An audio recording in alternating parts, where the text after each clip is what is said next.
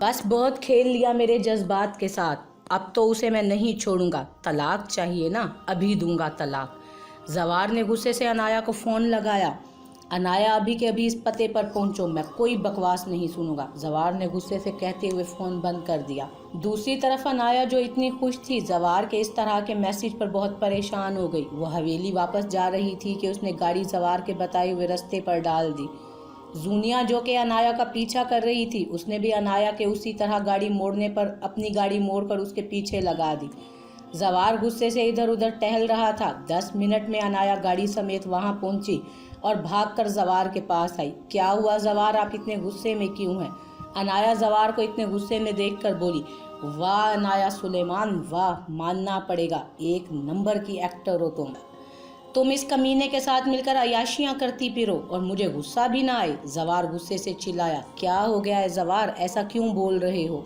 अनाया को अपनी आवाज़ खाई में से आती हुई महसूस हुई। ये देखो, ये तस्वीर, ये वीडियोस, क्या ये सब कुछ भी झूठ है? जवार ने तस्वीर अनाया के मुंह पर मारी। अनाया ने शॉक्ड अंदाज में वो सारी तस्वीर और वीडियोस देखी। जलाल खड़ा तमाशा देख रहा था और मुस्कुराए जा रहा था। दूर अनाया की गाड़ी के पीछे छुपकर जूनिया ये सब कुछ देख रही थी। उसके दिल में लड्डू फूट रहे थे। बस अनाया, तुम्हें तलाक चाहिए थी ना इस कमीने के साथ रहने के लिए, तो ठीक है, अभी देता हूँ। जवार ने गुस्से से अनाया के हाथ झटके। अनाया 2 कदम पीछे हुई। वो शॉक्ड से अपने हाथों को देख रही थी। अनाया सुलेमान शाह, मैं तुम्हें अभी और इसी वक्त। जवार एक पल के लिए रुका। जलाल और जूनिया बहुत ध्यान से जवार के अगले अल्फाज का इंतजार कर रहे थे। जवार ने एक जोरदार कहकहा लगाया और बोला, बस बस बस, अब और नहीं होता। सच में अब और नाटक नहीं हो पाएगा। अनाया भी जोर जोर से हंस दी। जलाल और जूनिया उसके इस रवैये पर शॉक्ड थे। ये क्या बकवास है? जलाल जोर से चिल्लाया। बकवास? बकवास। बकवास तो वो था जो तुमने मुझे यहाँ पर बुला कर दिखाया। वैसे मुझे तुझसे इतनी छोटी हरकत की उम्मीद नहीं थी। क्यों, मज़ा नहीं आया? एटलीस्ट कुछ तो बुरा करता। जवार 2 कदम आगे बढ़कर बोला। क्या मतलब है तुम्हारा? जलाल और तेजी से बोला। मतलब ये कि जब तूने मुझे यहाँ पर बुलाया और ये सब बकवास दिखाई, मैं तभी तेरी चाल समझ गया था। तुझे क्या लगा मैं तेरी 2 टके की तस्वीरें और वीडियोस देखकर अनाया पर शक करूँगा? जवार तंजिया बोला। अनाया मेरी बीवी है और उस पर शक करना मतलब अपनी मोहब्बत पर शक करना। अगर वो अपने मुंह से भी ये सारी चीज़ें मान लेती ना, तो भी खुदा की कसम मैं यकीन ना करता। जवार मजबूत लहजे में बोला। उस वक्त अनाया को अपनी किस्मत पर रश्क हुआ और फिर जवार ने मुझे जब कॉल की तो मैं समझ गई, क्योंकि उसमें हमारा कोड वर्ड बकवास था, तो मैंने भी थोड़ा सा ड्रामा कर लिया। अनाया जवार के पास खड़ी होकर मुस्कुरा कर बोली। जलाल का ये सब सुनकर गुस्से से बुरा हाल हो रहा था। मिस्टर जलाल, मुझे बहुत पहले पता चल गया था कि तुम अनाया वाले प्लान को जान चुके हो। मैं ये भी मानता था तुमने मेरे ही ग्रुप में से एक लड़के को गद्दार बनाकर अपने साथ मिला लिया। क्या लगता है अली को किडनैप करना तुम्हारा प्लान था? नो नो नो, वो मेरा ही प्लान था। एक और बात, तेरा वो जहाज जिसमें तू जाने वाला था, उसमें लड़कियों को निकाल कर तेरा करोड़ों का सामान, पूरे जहाज को आग लगा दी गई है। बहुत मज़ा आ रहा है? जवार जोर जोर से हंसते हुए बोला। You bastard! जलाल जवार पर लपका। इससे पहले कि वो कुछ कर पाता, कुछ लड़कों ने उसे पकड़ लिया। ना ना जलाल, यहाँ पर मेरी फोर्स खड़ी है, अब तुम्हें कोई नहीं बचा सकता। जवार ने एक तरफ इशारा किया। तकरीबन चारों तरफ फोर्स ही फोर्स खड़ी थी। जलाल के बंदों को भी पकड़ लिया गया था। एक तरफ एक बड़ी सी बस खड़ी थी जिसमें जलाल को ले जाया जाना था। तुझे इस सब की सज़ा ज़रूर मिलेगी, मैं वापस ज़रूर आऊँगा। जलाल ज़ोर से चिल्लाया। या अल्लाह तेरा शुक्र, मिशन कंप्लीट हुआ। जवार ज़ोर से चिल्लाया। वो बहुत खुश था। तभी पीछे से अनाया की चीख की आवाज़ आई। वो एकदम पलटा। बहुत हो गया जवार, बहुत हो गया, मैंने बहुत बर्दाश्त कर लिया, लेकिन अब नहीं। जूनिया अनाया के गले पर छुरी रखे चिल्ला रही थी। जूनिया, पागल हो चुकी हो, हटाओ इसे। जवार ज़ोर से चिल्लाया। अनाया बहुत डरी हुई थी। नहीं जवार, उसे बचपन से पागलों की तरह मोहब्बत करती आई हूँ, और तुमने क्या किया, इस अनाया से शादी कर ली। अब बहुत हो गया, तुम सिर्फ मेरे हो। इसे इसी वक्त तलाक दो और साइन करो इन पेपर्स पर। जूनिया ने पेपर जवार की तरफ फेंका और छुरी अनाया के गले पर दबाई। आह! अनाया के मुंह से चीख निकली और थोड़ा सा खून उसकी गर्दन पर बहा। तुम अनाया को छोड़ो, हम फिर बात करते हैं। जवार ने जूनिया को समझाना चाहा। तुम ऐसे नहीं मानोगे, मैं अनाया पर तेज़ाब फेंक दूंगी अगर अभी के अभी तुमने तलाक ना दी और मुझसे पेपर मैरिज ना की। जूनिया अपनी पॉकेट से तेज़ाब की शीशी निकाल कर बोली। जूनिया ने ढक्कन खोला। तुम पागल हो, तुम्हारा दिमाग तो ठीक है ना? जवार जूनिया की हरकतें देखकर घबरा गया। कुछ फौजी भी उधर ही थे। जवार ने उन्हें कुछ भी करने से रोक दिया, कहीं जूनिया गुस्से में कुछ कर ना दे।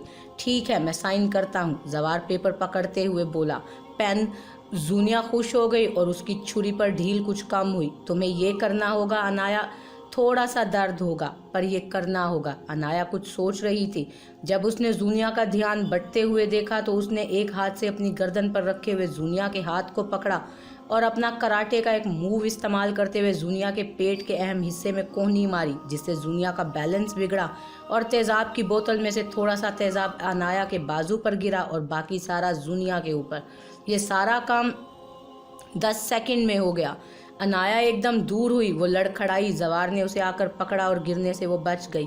जूनिया की दिल दहला देने वाली चीखें सुनाई दे रही थी। वहां पर खड़े किसी आदमी ने एम्बुलेंस मंगवाई। अनाया मेरी जान, तुमने ये क्या किया? तुम्हारा सारा बाजू। जवार ने अनाया को गोद में उठाया और गाड़ी की तरफ भागा। अनाया दर्द की वजह से नीम बेहोश थी। तब तक एम्बुलेंस भी आ चुकी थी और वो लोग जूनिया को स्ट्रेचर पर डाल रहे थे।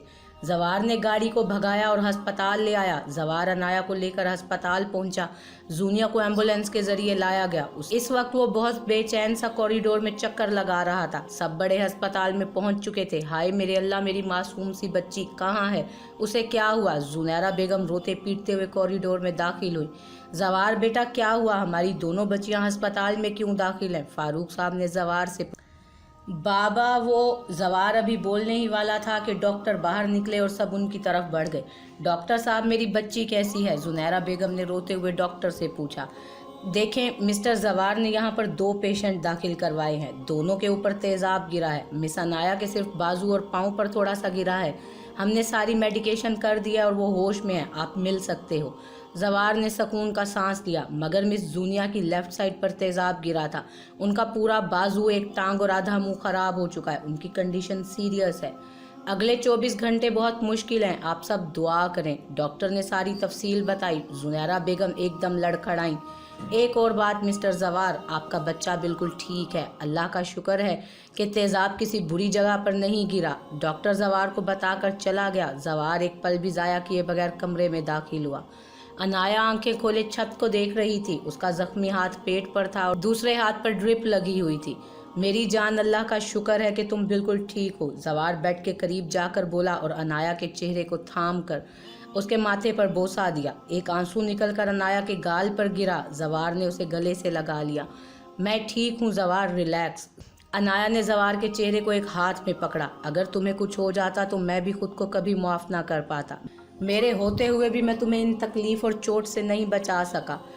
जवार ने अनाया का जख्मी हाथ अपने हाथ में ले लिया और रूंधे हुए लहजे में कहा, इधर देखो मेरे झल्ले शोहर। अनाया ने मुस्कुराकर कहा तो जवार ने नम आंखें उसकी तरफ कर दी और उसे नम आंखों से देखा। हमारी ज़िंदगी में जो कुछ भी होता है वो सिर्फ अल्लाह की मर्ज़ी से होता है, हम उसको रोक नहीं सकते। ये जो कुछ भी हुआ इसमें भी अल्लाह की तरफ से कोई ना कोई बेहतरी होगी। जवार, अगर आज मेरी मौत आई होती तो तुम क्या रोक पाते? अनाया उसकी आंखों में देखकर बोली, नहीं ना। तो अपने आप को कसूरवार मत ठहराओ। मैं अपनी लाइफ में यही कुछ सीख चुकी हूँ कि जो होता है वो बेहतरी के लिए होता है, और ये बात मुझे बहुत देर से समझ में आई। अगर पहले आई होती तो जो गलतियाँ मैंने की शायद मैं वो ना करती। अनाया नम आंखों से मुस्कुराई। ओके मिस्टर खड़ूस, अनाया ने जवार की दाढ़ी पर हाथ रखकर कहा।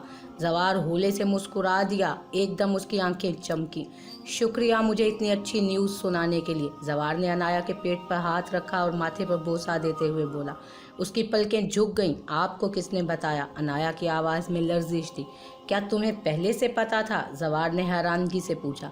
हाँ, वो आज ही पता चला। मैं रात को सरप्राइज़ देने वाली थी, पर यह सब कुछ हो गया, अनाया ने शर्माते हुए कहा। जवार को उसकी सदा पर बहुत प्यार आया। वो बहुत कम शर्माती थी। जवार मुसलसल उसे देखे ही जा रहा था। अनाया ने तंग आकर उसकी आंखों पर हाथ रख दिया तो जवार का कहकहा बुलंद हुआ। तभी दरवाज़ा खटका और बाकी सब लोग अंदर आए। वो उठकर एक तरफ खड़ा हो गया। अनाया मेरी शेरनी, अब कैसा महसूस कर रही हो? दादाजी ने अनाया के सर पर प्यार देते हुए कहा। मैं ठीक हूँ, अनाया इतनी बोली। अरे मेरी बेटी को मौत के मुंह में पहुंचाकर ये तो ठीक होगी ही ना, बल्कि बहुत खुश होगी। सलमा बेगम चिल्लाते हुए कमरे में दाखिल हुई। अब्बा, सिर्फ इसकी वजह से मेरी बेटी आज आईसीयू में है। वो रोते हुए दादाजी के करीब आई। अनाया, ऐसा क्या हुआ जो तुम पर थोड़ा सा और जूनिया पर सारे का सारा तेजाब गिर गया? मुझे तो लगता है कि तुम ही ने उस पर तेजाब गिराया होगा। राबिया बेगम ने अनाया पर इल्ज़ाम लगाया। आप ऐसा कैसे सोच सकती हैं? मैं क्यों जूनिया पर तेजाब गिराऊंगी? अनाया हैरानगी से बोली। तुम जब मिनाल को धक्का दे सकती हो तो जूनिया। राबिया बेगम अभी बोल ही रही थी कि जवार चिल्लाया। बस करें, खुदा के लिए बस करें। आप सब बिना कुछ जाने कैसे अनाया पर इल्ज़ाम लगा सकते हैं? जवार ने कमरे का दरवाज़ा बंद किया। आपको सच्चाई सुननी है ना, तो सुनिए। अनाया ने जूनिया को कुछ नहीं किया, बल्कि जूनिया, आपकी चहीती बेटी, मेरे प्यार में पागल होकर अनाया को मारने वाली थी। फिर जवार ने अनाया के डॉक्टर होने से लेकर जलाल के केस में एंटर होना और जूनिया की सारी बातें बता दी। सबके सब शौक में थे, और अगर अब भी आपको मुझ पर भरोसा नहीं तो पूरे सबूत दिखा सकता हूँ आपको मैं। जवार गुस्से से बोला।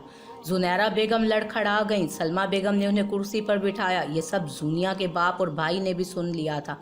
वो कमरे की दहलीज पर खड़े थे। वो दोनों बिना कुछ बोले बाहर निकल गए। राबिया बेगम उनके पीछे भागी। रायान और फारूक साहब उनके पीछे गए। जवार बाहर गया और सारी फॉर्मेलिटीज़ पूरी की। डॉक्टर के मशवरे से अनाया को डिस्चार्ज करवाया। वो उसे एक पल भी यहाँ नहीं रहने देना चाहता था। आधे घंटे के अंदर अंदर वो अनाया को लिए हवेली में आ गया। बाकी सब अभी वहीं थे। उन दोनों के आने से पहले मिनाल और दानियाल हवेली पहुंचे हुए थे। जवार उसे अपनी गोद में उठाए हुए ऊपर कमरे में लाया। हानी, आमना, हैदर सब उसके कमरे में आ गए और अनाया का हाल अहवाल पूछने लगे। जवार ने हानी से कहकर अनाया के लिए चिकन सूप तैयार करवाने को कहा। भाभी, पता है मैं कितनी डर गई थी। आमना अनाया के गले लग गई और रोने लगी। अरे मेरी गुड़िया, हम ओके। अनाया ने उसे चुप करवाया। जवार ने सबको जूनिया की हरकत बताई और उसकी कंडीशन के बारे में भी बताया। वो इतना कैसे गिर सकती है? मुझे तो शुरू से ही बहुत बुरी लगती है। हैदर गुस्से से बोला। हैदर, ऐसे मत बोलो। उसने जो भी किया हसद, जलन और जवार के प्यार में किया, और आज वो जिस कंडीशन में है हमें उसके लिए दुआ करनी चाहिए कि वो जल्द ठीक हो जाए। अनाया हैदर को डांटते हुए बोली। ओके सॉरी भाभी, मैं अल्लाह पाक से दुआ करूँगा कि वो उसे ठीक कर दे और उसे थोड़ी सी अकल आ जाए। इसके साथ साथ कुछ अकल के पैदल लोगों को भी अकल आ जाए जो चाय में चीनी की बजाय मिर्ची डाल देते हैं और जो अपने शोर से 2 मिनट भी ठीक से बात नहीं करते। हैदर ने हानी को कमरे में दाखिल होते हुए देखा तो उस पर चोट। दोनों की आज सुबह ही ज़बरदस्त लड़ाई हुई थी, और या अल्लाह इन शोहरों को भी भरपूर अकल दे जो अपनी बीवी की सारी चॉकलेट्स खा जाते हैं। हानी ने ट्रे अनाया के पास पड़े साइड टेबल पर रखी। जवार ने अनाया को सूप पिलाना शुरू किया। देखो जवार भाई, से कुछ तो सीखो। मुझे कुछ ला कर देने की बजाय मेरी चॉकलेट्स पे नजर रखी होती है। हानी उसे और सुनाने आ गई। कमरे का माहौल काफी बेहतर हो गया था। हद है हानी, तुम कितनी कंजूस। बस मुझ मासूम ने 10 चॉकलेट्स ही तो ली थी तुम्हारी। हैदर मासूम शक्ल बनाकर बोला। बस ये बस है? चॉकलेट्स की अहमियत तुम लोग क्या जानो। पहली मोहब्बत होती है चॉकलेट्स। हानिया की आंखें बाहर आ गई। पहली मोहब्बत? तुम्हारी पहली मोहब्बत भाई के साथ मैंने भी खा ली। आमना हानी के पास आकर हंसते हुए बोली। हैदर का भी कहका बुलंद हो गया और जवार और अनाया भी हंस दिए। तुम दोनों के दोनों बहन भाई भाड़ में जाओ, मुझसे बात मत करना। हानी गुस्से से बोली और मुंह दूसरी तरफ कर लिया। शोर कम करो। जवार ने उन्हें डांटा और सब चुप हो गए। बस जवार, और नहीं पिया जाएगा। अनाया मुंह बनाकर बोली। अनाया, थोड़ा सा रह गया है, ये पी लो, ये बहुत हेल्दी है और तुम्हारे और बच्चे के लिए बहुत ज़रूरी। जवार ने उसे ज़बरदस्ती एक और चम्मच मुंह में डालते हुए कहा। ये मेरे गुनाहगार कानों ने क्या वही सुना जो अभी भाई ने बोला? हैदर सोफे से खड़ा होकर उन दोनों के पास आया। हाँ, सही सुना। जवार मुस्कुराहट दबाते हुए बोला। ओहो, तीनों ने शोर मचाया। यस, मैं चाचू, मैं पहले ही बता रहा हूँ, बच्चे का नाम मैं ही रखूँगा। हैदर ने चिल्लाते हुए कहा। ओह हेलो, चाचू तो मैं चची भी हूँ, बच्चे का नाम तो मैं ही रखूँगी। हानी हैदर को चुप करवाते हुए बोली। ये क्या बात हुई, मैं भी तो हूँ ना, फुफ्फो नाम नहीं रख सकती? आमना रोता हुआ मुंह बनाकर बोली। बिल्कुल, मेरी बहन ही रखेगी, तुम दोनों अपने बच्चों के नाम रखना। अब निकलो, अनाया को आराम करना है। जवार ने उन्हें वहाँ से हटाने के लिए कहा। चलो चलो सब बाहर जाओ, भाई और भाभी ने कुछ रोमांटिक बातें करनी होंगी। हैदर दोनों को बाहर निकालते हुए बोला। रुक तू कमीने। जवार ने पीछे से अपना जूता हैदर की तरफ फेंका, लेकिन वो बच गया और तीनों हंसते हुए नीचे भाग गए। चलो अब तुम भी आराम करो, मैं मेडिसिन लेकर आता हूँ। जवार उसे लिटाते हुए खुद नीचे चला आया। मनाल अनाया के कमरे में दाखिल हुई। अनाया उठकर बैठ गई। कैसी हो अनाया? मनाल ने अनाया के पास बेड पर आकर पूछा। ठीक हूँ, आप कैसी हैं? भाई नहीं आए? अनाया मुस्कुरा कर बोली। वो नीचे हैं, मुझे तुमसे कुछ कहना था। मनाल हाथों को मलते हुए बोलें। अनाया प्लीज़ मुझे माफ़ कर दो, मैंने इतने गंदे इल्ज़ाम लगा दिए बिना ये सोचे समझे कि इसका अंजाम क्या होगा। मुझे तुम्हारे भाई के उस रवैये ने बहुत दुखी कर दिया था, जिस वजह से मुझसे वो सारी हरकतें हो गई। मुझे लगा तुम्हारी वजह से दानियाल हवेली से कता ताल्लुक़ हो गए हैं। अगर तुम उन्हें ना बताती तो शायद वो ना जाते। इन्हीं सब सोचों की वजह से मैं इतनी बड़ी गलती कर चुकी हूँ। उस दिन के बाद खुदा की कसम 1 मिनट सुकून नहीं मिला। अंदर ही अंदर ज़मीर बार बार झंझोड़ता था। मनाल रोते हुए हाथ जोड़कर बोली, वाह वाह, बहुत खूब मनाल। और अनाया ने पलट कर देखा तो दानियाल कमरे की दहलीज पर खड़ा ताली बजा रहा था। मनाल की सांसें रुक गईं। वो एकदम खड़ी हो गई। तुम कितनी गिरी हुई औरत हो, मेरी बहन पर इतना गंदा इल्ज़ाम लगाकर मुझे उससे दूर कर दिया। दानियाल गुस्से से कमरे में दाखिल हुआ और मनाल का बाजू गुस्से से पकड़कर बोला, मिस्टर दानियाल छोड़ें इन्हें। अनाया बेड से खड़ी हो गई। वो बहुत मुश्किल से खड़ी हुई थी और मनाल का बाजू छुड़वाया। किस हक से आप इन्हें गलत ठहरा रहे हैं कि उन्होंने मुझ पर इल्ज़ाम लगाए? वाह क्या बात है, इन्होंने इल्ज़ाम लगाए तो लगाए, आपने वो मान कैसे लिए? आपने कैसे मान लिया कि मैं ऐसा कर सकती हूँ? बोलें। अनाया के चेहरे पर दुख साफ नजर आ रहा था। दानियाल एकदम चुप कर गया। मुझे इनसे कोई मसला नहीं, जैसे आप इन्हें छोड़ कर गए थे, इनकी जगह कोई भी होता तो यही करता। मैंने कितनी दफ़ा कहा कि ले जाएं भाभी को, आपने बात मानी नहीं ना। आपने ये सोच लिया कि मैं बच्चे को मारने वाली थी, पर जब आपने बच्चे की न्यूज़ सुनी तो आपको अगर इतना ही बीवी और बच्चे से प्यार था तो क्यों आप उन्हें लेने नहीं आए? अनाया गुस्से में बोले चली जा रही थी। मनाल पीछे खड़ी रो रही थी। गुड़िया मेरी बात, दानियाल ने बोलने की कोशिश की। आपने गुड़िया कहने का हक खो दिया है, आपके लिए तो मैं मर चुकी थी। अनाया रूंधे हुए लहजे में बोली। जवार कमरे में आया। दानियाल तुम जाओ यहाँ से। जवार ने उसे जाने का कहा और अनाया को डांट कर बेड पर बिठाया। आप बिल्कुल डैड की तरह हैं, वो भी हर छोटी बात पर बीवी को छोड़कर चले जाते थे। अगर मिनाल भाभी की गलती है तो आपकी भी गलती है।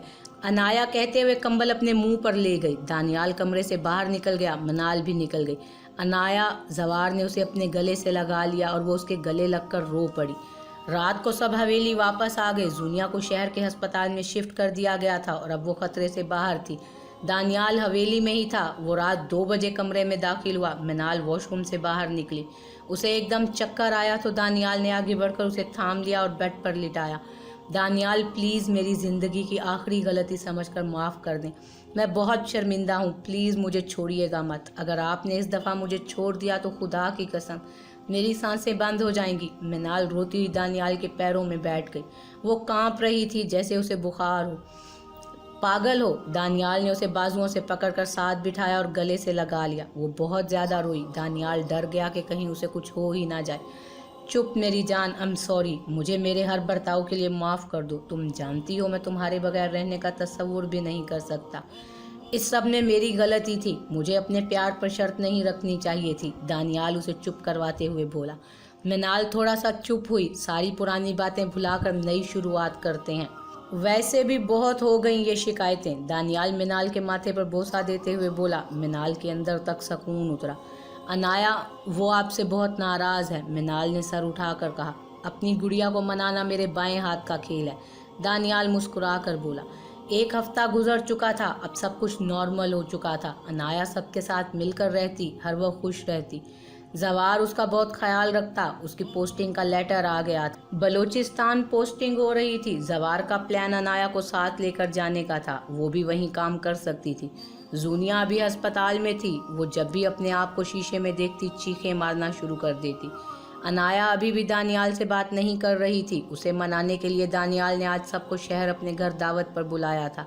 अनाया बिल्कुल नहीं जाना चाहती थी, पर जवार के फोर्स करने पर मान गई। सब लोग तैयार होकर गाड़ियों में बैठ चुके थे। 2 घंटे के सफ़र के बाद वो लोग दानियाल के घर पहुंचे। घर ज़्यादा बड़ा नहीं था और ना ज़्यादा छोटा। सब लोग अंदर दाखिल हुए। घर को सजाया बहुत खूबसूरत तरीके से गया था। सब बड़े एक तरफ बैठकर गपशप लगा रहे थे। मनाल, एक बात बताना, तुम्हारी जो बहन है क्या वो तुम्हारी सगी बहन है? हैदर मिनाल के पास किचन में आकर बोला। हानि भी वहीं खड़ी थी। पता नहीं, अम्मी तो कहती हैं हमारी सगी बहन है। मिनाल मुस्कुराहट दबाते हुए बोली। हानि चुपचाप उनकी बातें सुन रही थी। नहीं यार, मुझे लगता है वो जो बाहर कचरा नहीं पड़ा होता वहीं से उठा कर लाए थे, बेचारी को कोई छोड़ गया होगा। बहुत रो रही थी। चची ने इस पर तरस खाया और हवेली में ले आई। हैदर बहुत दुखी अंदाज में बोला तो हानि का चेहरा गुस्से से लाल हो गया। हैदर के बच्चे, रुक, तुम आज नहीं बचोगे मेरे हाथ से, कत्ल हो जाएगा तुम्हारा। हानि हाथ में बेलन लिए उसके पीछे भागी। हैदर उसका इरादा देखकर पहले ही भाग गया था। मिनाल पीछे जोर जोर से हंसने लगी। तभी एकदम सारे घर की लाइटें बंद हो गईं। हॉल में एक छोटी सी स्क्रीन ऑन हुई जिस पर अनाया और दानियाल के बचपन की तस्वीर दिखाई दे रही थी और साथ में दानियाल माइक पर गाना गाने लगा। ओ बहना मेरी बहना, तुझसा कोई ना अपना। अनाया ये सब देखकर बहुत इमोशनल हो गई और भागकर दानियाल के गले लग गई। लाइट्स ऑन हुई तो सब लोग उन्हें देखकर मुस्कुरा दिए। 8 माह बाद दानियाल और मिनाल को अल्लाह पाक ने बहुत प्यारी सी बेटी दी जो 1 हफ्ते की हो चुकी थी। आज उसका अकीका था। सब लोग दानियाल के घर ही थे। जवार और अनाया बलूचिस्तान शिफ्ट हो गए थे। वो दोनों आ नहीं सकते थे। जवार बहुत मसरूफ़ था और अनाया को सफ़र करना मना किया गया था। उसके डिलीवरी के दिन बहुत करीब थे। रात को अनाया की तबीयत अचानक ख़राब हुई तो जवार उसे अस्पताल ले आया। वो अकेला अनाया के साथ था, बाकी सब गांव में थे। सलमा बेगम ने दानीन के अकीके के बाद उनके पास आना था, लेकिन अनाया की तबीयत पहले ही ख़राब हो गई थी। जवार बेचैन सा पिछले 3 घंटों से कॉरिडोर के चक्कर लगा रहा था। डॉक्टर बाहर आई। मुबारक हो मिस्टर जवार, अल्लाह पाक ने आपको बेटा दिया है। डॉक्टर ने जवार के पास आकर उसे खुशखबरी सुनाई। या अल्लाह तेरा शुक्र है। जवार ने जल्दी से पूछा, आपकी वाइफ भी बिल्कुल ठीक है, थोड़ी देर में हम उन्हें दूसरे रूम में शिफ्ट कर देंगे, आप मिल लीजिएगा। डॉक्टर बोलकर चली गई। जवार ने फ़ोन करके सबको बताया। डॉक्टर अनाया को शिफ्ट कर चुकी थी। बाहर जवार पूरे अस्पताल में मिठाइयाँ बंटवा रहा था। फारिग होकर वो कमरे की तरफ बढ़ा। जब वो अंदर आया तो अनाया अपनी बेटे को गोद में लेकर तकिए के सहारे से बैठी हुई थी। जवार को वो मंजर बहुत खूबसूरत लगा। अनाया ने नम आंखों से जवार को देखा। जवार उसके पास आकर बैठा। अनाया ने बेबी को जवार की गोद में दे दिया। जवार ने नम आंखों से बेबी के माथे पर बोसा दिया और उसके कान में अजान दी। मेरी जान, इतना प्यारा तोहफा देने के लिए शुक्रिया। जवार ने आगे बढ़कर अनाया के माथे पर भी बोसा दिया। हमारी फैमिली पूरी हो गई। अनाया होले से मुस्कुराई। अरे ऐसे कैसे, अभी तो मुझे बेटी भी चाहिए। जवार मुस्कुराहट दबा कर बोला तो अनाया भी मुस्कुरा दी। जवार बेबी के साथ बातें करने लगा। अनाया को उन दोनों पर बहुत प्यार आया। जवार इधर आओ, अनाया ने लेटे हुए बोला। जवार उसके करीब गया तो अनाया ने जवार के माथे पर बोसा दिया। बहुत क्यूट लग रहे हो, वो शर्माते हुए बोली। तुम्हारी मामा नॉटी हो रही है, वो भी तुम्हारे सामने, जवार शरारत आमेज लहजे में बोला। रात तक अनाया को डिस्चार्ज मिल गया और जवार अनाया और बेबी को लेकर घर वापस आ गया।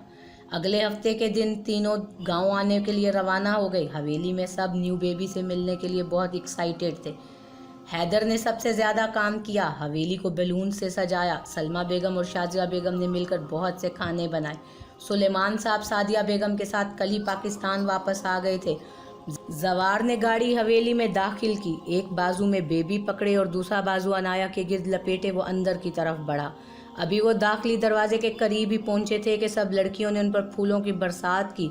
सबने मिलकर वेलकम किया। फिर वो तीनों अंदर दाखिल हुए। सबसे पहले हैदर ने बेबी को पकड़ा। सलमा बेगम ने अनाया को सोफे पर बिठाया। सभी बहुत खुश थे। तभी अनाया की नज़र सुलेमान साहब पर पड़ी जो एक तरफ सोफे पर चुपचाप बैठे हुए थे। वो थोड़े बीमार लग रहे थे। वो उनसे बात नहीं करती थी। वो उठी और हानि की गोद से बेबी को पकड़ा और सुलेमान साहब के पास आकर बैठ गई। डैड, आप अपने नवासे से नहीं मिलेंगे, वो नम लहजे में बोली। मैं शायद इस काबिल नहीं हूँ कि अपने नवासे से मिलूँ। उनके लहजे में शर्मिंदगी थी। अनाया का दिल भर आया।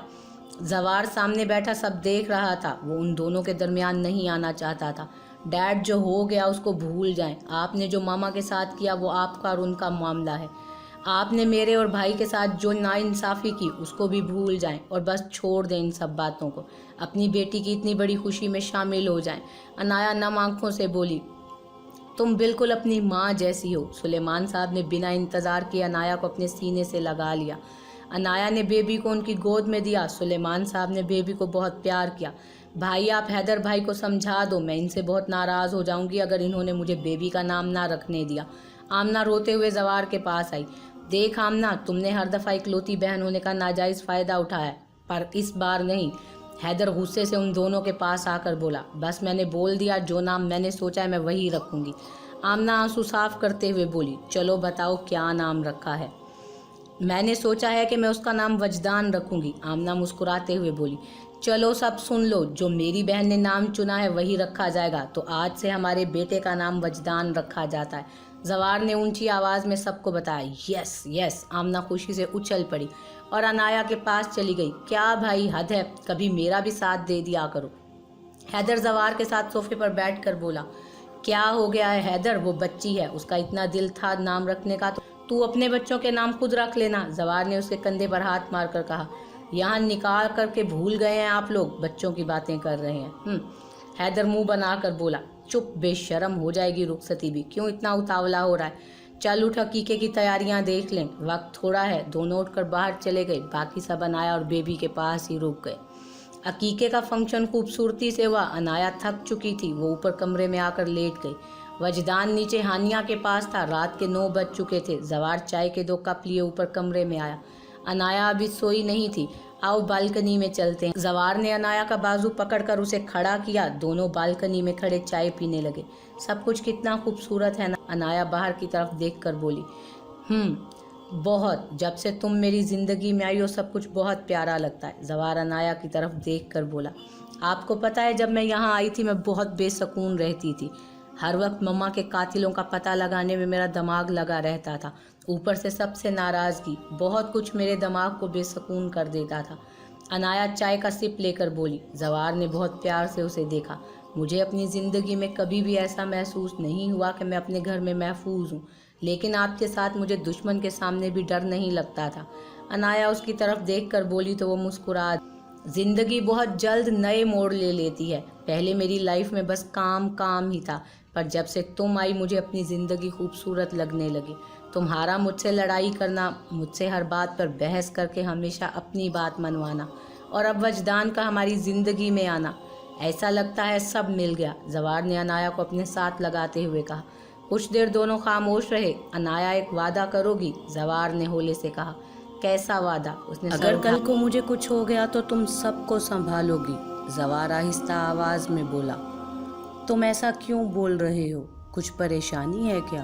अनाया एकदम जवार का हाथ पकड़कर बोली, अरे नहीं मेरी जान, परेशानी नहीं है, मैं तो बस अपने प्रोफेशन की वजह से बोल रहा हूँ। हमारे प्रोफेशन में कुछ भी तो हो सकता है ना, किसी भी वक्त। जवार मुस्कुराते हुए बोला, ऐसे मत बोला करो, अगर तुम्हें कुछ हो गया तो मैं मर जाऊंगी।